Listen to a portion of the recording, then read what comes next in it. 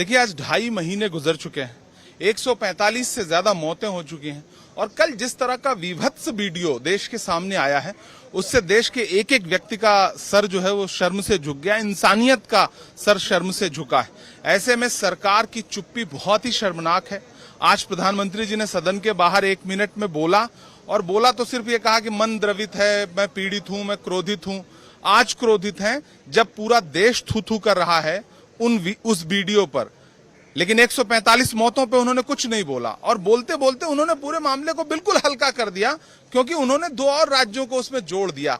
ये ऐसी राजनीति इस तरह के विषय पर प्रधानमंत्री जैसे बड़े पद पर बैठे हुए व्यक्ति को मुझे लगता है कि शोभा नहीं देती है। आपको सदन में आके जवाब देना पड़ेगा, आपको सदन में चर्चा करनी पड़ेगी इस विषय पे। देखिए, पिछले दिन मणिपुर से जो चित्र और तस्वीर हमको देखने को मिला वो सबके दिल को दहला दिया है और मुझे लगता है कि सबसे पहले मणिपुर को लेकर प्रधानमंत्री सदन में आकर अपना बयान रखे, शांति की कामना करें और साथ ही साथ आज मणिपुर के लोगों से प्रधानमंत्री मोदी जी को अपने विफलताओं के लिए माफ़ी मांगनी चाहिए। माफ़ी मांगनी चाहिए कि वो उन मासूम बेटियों को बचा नहीं पाए, माफ़ी मांगनी चाहिए कि इतने घर जल गए, माफ़ी मांगनी चाहिए कि कितने मंदिर और चर्च जल गए, माफ़ी मांगनी चाहिए कि लगभग 100 से ज़्यादा लोगों की मृत्यु हुई है,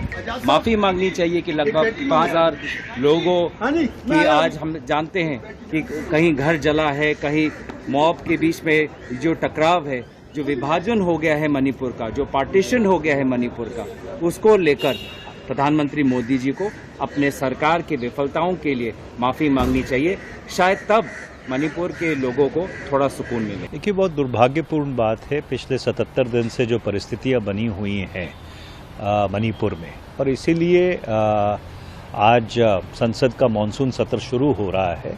दोनों सदनों में एक संवेदनशील और एक जिम्मेदार बहस होनी चाहिए मणिपुर की परिस्थिति पे, क्योंकि मणिपुर भारत का एक सरहद का सूबा है और उसमें अगर परिस्थितियां अनुकूल नहीं रहती और वहाँ पे जो शांति व्यवस्था है, जो सांप्रदायिक सौहार्द है, उसको ठेस लगती है तो उसका एक बहुत बड़ा दूरगामी परिणाम भारत की सामरिक सुरक्षा पे भी पड़ता है। कहा जा रहा है सरकार चर्चा को तैयार है मणिपुर पर। अगर सरकार तैयार है तो आप लोगों के क्या प्राइम डिमांड्स हो सकते हैं? देखिए, पहले आज संसद का सत्र शुरू होने दीजिए और अगर सरकार तैयार है तो सारा काम छोड़कर सबसे पहले इसके ऊपर चर्चा होनी चाहिए। Deeply concerned about the fact that the Prime Minister was silent for so long, none of us could understand it.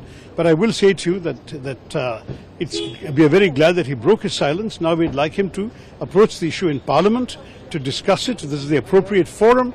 Discuss it with the people. Share his anguish with all of us, because all of us feel the great anguish for the last 2-3 months.